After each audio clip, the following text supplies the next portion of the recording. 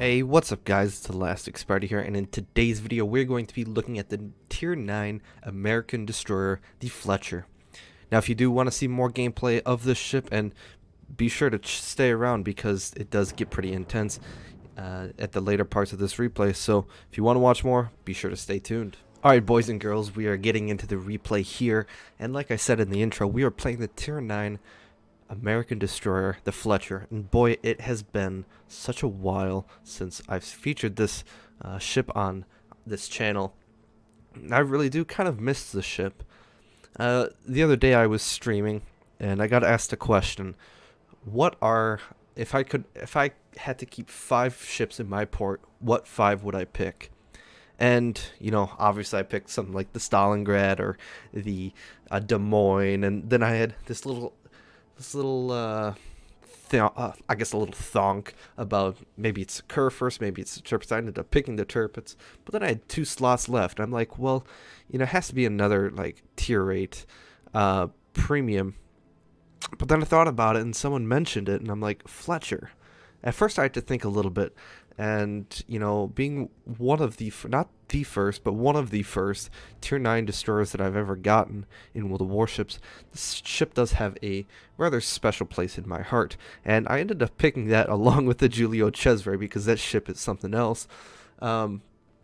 But I ended up picking this Fletcher for my top 5 ships that I would have to keep in port for multiple reasons, and you know, we'll get into that throughout the replay here. But I think that kind of just goes to show that this ship is one of the best destroyers at Tier 9, and as of late, with new destroyer lines being added and other lines being added as well, the ship has kind of fallen off my radar for the most part, and unfortunately I wish it hadn't, but fortunately for you guys, we are looking at some gameplay here.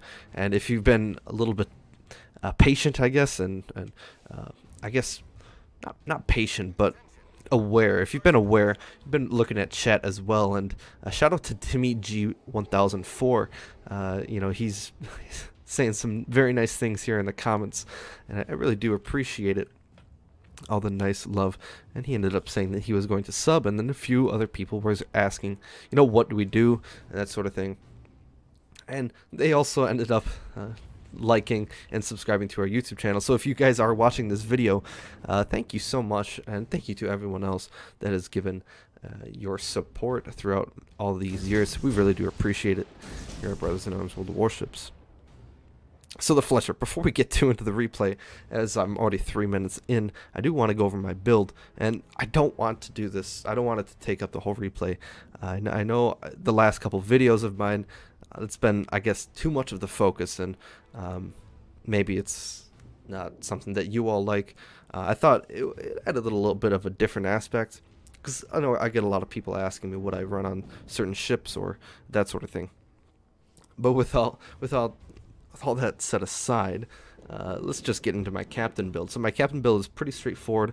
I don't actually take priority target. I take preventative maintenance, last stand, superintendent, and then concealment expert. Pretty standard destroyer build. And then I end up taking manual AA. This is a dedicated Fletcher captain. You can also dual this captain in something like a gearing. The kit also works decently well as well. But then I go with torpedo armaments expertise, and then finally adrenaline rush. The reason being is I like the AA on this Tier 9 American destroyer. You do have very nice 127mm AA dual purpose guns, and that allows you to do pretty significant damage in case carriers do come around. Fortunately for me, I do not have anything of the sort. Although, I get a little happy whenever I see a Hakurio try and come after me. That was one of my most fond World of Warships moments, was when I saw this Tier 10, a decent, I would say above average Hakurio player, come after me in my Fletcher with 3 torpedo bombers, and then I was just laughing my ass off. Because at the time I was running basic firing training, and it's still, you know, obviously viable now, but that was one of the best memories I've had in a long time. So getting a little greedy here, not smoking, but I didn't expect them to hit 6 shells, honestly, or 5 of the 6 shells. from a Buffalo. Most of the time with those American cruisers, the dispersion usually disperses those shells even at 9 kilometers quite frequently and quite wide as well. So I was a bit surprised there. But nonetheless, we actually were able to kill the Miyoko, and if you were paying attention, we were able to flood him almost completely out. And we also forced the destroyer off the cap, which allowed us to, well, get that kill on the Miyoko, but also start capping this objective, which is good because it looks like our team on the other side is, I wouldn't say falling apart, but looks like we already lost 2 ships over there, and so it's not looking too hot for us getting C on that side. So we're gonna have to push the tempo here a little bit, try and get this Buffalo killed. We don't know what the other, I guess we do know what the other destroyer is, since the Kitakaze is spotted up north, or I guess out east. So we do have to make mincemeat of these guys rather quickly. Now, unfortunately, the Fletcher does not make mincemeat of things rather quickly with its guns. It kind of relies on its torpedoes. So with that being said, you have to kind of pick and choose your times to pop your smoke and start gunning people down. And with that, well, I go for a mostly torpedo build, and, well, I guess my modules. Main armors mod 1, then steering gears, AA range, propulsion, concealment expert, and torpedo armament expertise. The reason I do torpedo armament expertise is because if you do use that, you can get your torpedoes to a very disgusting amount of reload, and we'll see here just in a few seconds what it actually is when I launch these on the turpets. And let's see, it is 1 minute and 18 seconds with my build, which is quite ridiculous when you come to think about it. So seeing that I'm really the only person that can shoot the Buffalo, I want to get this guy dead. 2 reasons. Well, I want to get a ship off the board, but I also want to get the potential of radar out of the match. Now, unfortunately, this turpet's just, he had some sort of some message from above that allowed him to know exactly when torpedoes were coming. And so he just slowed down, and then he figured, okay, well, a message from this shoulder, oh look, it's time to speed up. And so all my torpedoes are going to miss. And here I'm going to try to switch to AP to see how I can do. I'm aiming basically like, at least my reticle is aiming upper armor belt, but as you can see, the damage that I'm dealing is not very high at all. 300, 400 damage. So I end up switching back to HE and hopefully doing a little bit more. And you can see right away we're doing near quadruple, 5 times the amount of damage that we previously were doing on a broadside turpets using AP. So that was a little bit surprising to me. I guess if you are going to use the AP, then maybe consider only using it against American battleships. Those German battleships are quite resilient to the 127mm AP that the American destroyers do have. Now, one good thing about the Fletcher, and this is pretty much standard throughout the American destroyer line, is the ability to have this long duration smoke. And this smoke allows you to just completely and utterly just damage farm from rather safe position. Now, speaking of safe positions, this is actually a decent one if you mitigate the fact that I'm getting a nice broadside to both of these battleships, the Turpets and the Massachusetts B, but nonetheless, I'm kind of hidden in my smoke, and these guys are not going to be able to spot me. And I do manage to get a second fire on that Turpets, which hopefully that will be just enough to kill him. We should be able to kill him with 3 ships down here, and we will get 1 torpedo hit on the Massachusetts. Hopefully it's going to be a flood, and it is. We also get a base defend, but that nasty torpedo belt takes out almost all of the damage that these torpedoes do.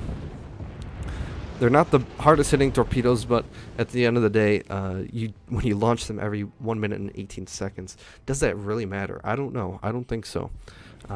It's kind of more of damage through volume and accuracy through volume than actual just that typical Japanese heavy torpedo that you do 17K in and flooding when you get a lot of, just 2 torp hits can dev strikes a lot of ships.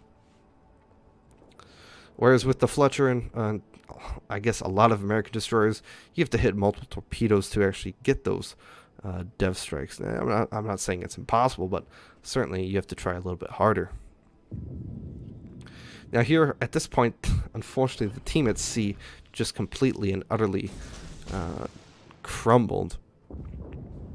So at the moment, I'm going to try and kill this Massachusetts B and get him off the board as quickly as possible. And looks like my team has, I guess, I don't want to say failed, but they've had a hard time trying to kill that turret, and rightly so. I think I couldn't see what that other battleship was out there, but obviously a Boise is not going to have a very easy time countering a Tier 8 German battleship with its, I guess, turtleback armor and just overall nice deck armor the Tirpitz does have. And the quite limited range of the Boise does not allow it to get in close to that Tirpitz and be really effective. So unfortunately, it's not going to happen there. So I'm going to try and finish it off with my 12.9 kilometer range. Honestly, I probably should have moved out around here. I did want to stay in my smoke just a tad bit longer, trying to farm just a little bit. I just wish I could have a little bit more range. Maybe I don't think AFT would have been useful here because look at these shell travel times. They are quite awful. But my torpedoes, I kind of launched them slightly off the torpedo indicator, and it looks like I'm going to smack that Massachusetts with B with 2 torpedoes, and I ended up doing exactly that for, I think, 11 and 14k respectively, leaving him on just shy of 2,000 HP, and we will end up finishing him sooner or later.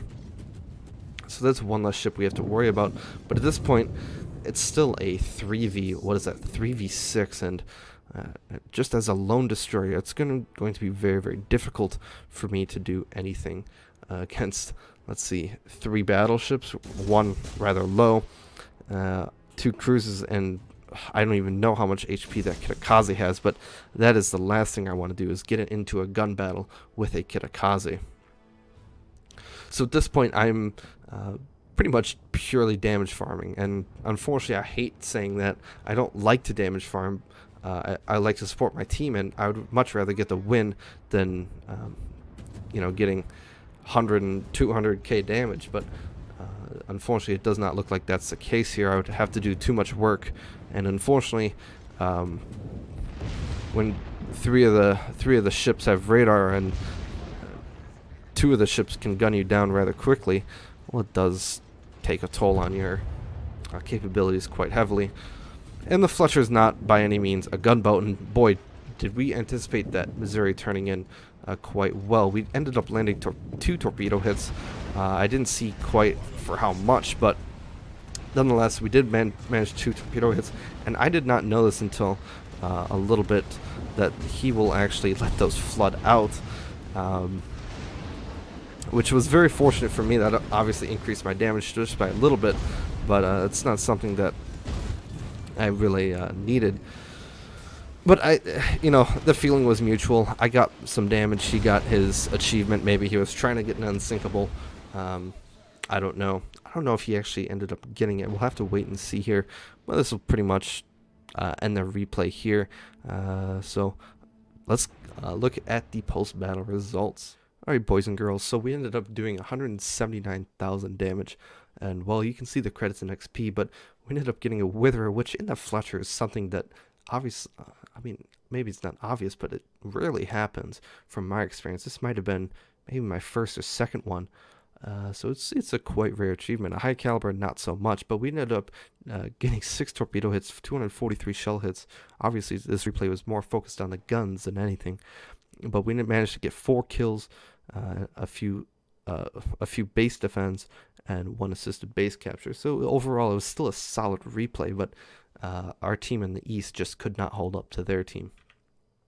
Team score wise, well, 1376 on a loss is quite good, and Timmy G in the Boise, he did quite well as well. But I mean, there's nothing really you can do when half your team just collapses within 5-ish minutes. It's very hard, especially when you're playing against two very good players on the enemy team, to actually come back from that. But nonetheless, we did manage just barely. Look at that, 42,000 in flooding. We did get a bit fortunate. I didn't expect that Miyoko to bomb his DCP on, I guess, one fire. Neither did I expect the Missouri to be so generous and give me so much damage from flooding, but I guess he was feeling a bit generous. So I guess that is a bit lucky, but nonetheless, I mean, if you subtract 40k damage from 180, you're still doing 140,000 damage. At the end of the day, in a destroyer, you're doing more work than you should be doing. But still, 77k from torpedoes. Could have had a little bit more actual AP damage, and I wish I did. I do like to utilize AP more often than I have to use HE. I think HE is pretty much just a crutch, but an AP takes a lot more skill to use. But, you know, some situations call for HE spamming. But nonetheless, we did die at the end. But it was a rather, I guess, a short battle. It was only 15 minutes or 14 minutes long. Nonetheless, we still made a decent amount of credits, and that's kind of the theme of World of Warships, right? It's just, even if you give it your best, you do little damage, you'll still make a little bit, at least with premium. So without further ado, guys, I hope you enjoyed this replay. If you did, be sure to leave a like and comment what you thought about this replay. Any comments are much appreciated, positive or negative. But be sure, if they are negative, be sure to, you know, add some constructive criticism as well, because we do take a look at them, and, you know, we try our best to improve on them. Some also good news is, after this week, I will be done with school for about 3 weeks, so you should expect some more consistent streams on the channel, or at least my personal Twitch channel, and I guess on YouTube here as well. So be sure to catch those that are coming up in the next about a week from now, if you're watching this video on Monday, the day it comes out. So be sure to stay tuned for that. But I hope you guys have a wonderful day, and I'll see you guys later.